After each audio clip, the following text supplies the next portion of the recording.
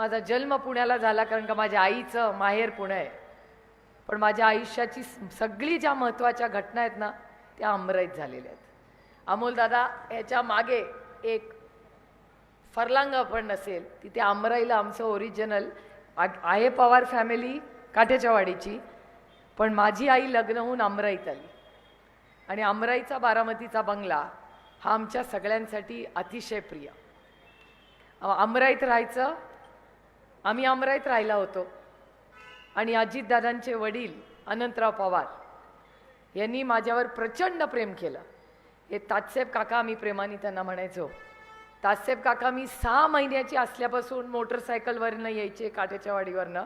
मला त्या असे माझी आई सांगते, मला त्या मोटरसायकलवर झोपायचे आणि मला काठ्याच्या वाडीला घेऊन जायचे.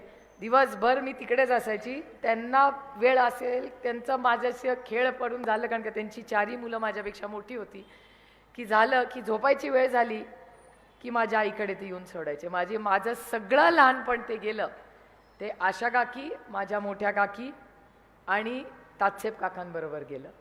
आणि इथे डावीकडे मगाशी मला आश्चर्य वाटलं की शाकंभरीचं दुकान का बंद आहे, कारण का सगळ्यात जास्त आईस्क्रीम मी आयुष्यात कुठलं खाल्लं असेल ना ते शाकंभरीचं खाल्लेलं आहे. आठवतं तो ग्लासाचा कप असायचा, हिरवा आईस्क्रीम असायचं. आत्ता दुकान पिस्ता, आठवतं तुम्हाला? आठवतं आपलं लहानपण होतं ते. आणि शाकम तेव्हा काय कोण नव्हते बारामतीत, ना व्हॅनिला होतं ना काय होतं. शाकंभरीचं हिरव्या रंगाचं पिस्ता आईस्क्रीम असायचं आणि तिकडे आम्ही जायचो. केवढ्या आठवणी आहे तिथल्या.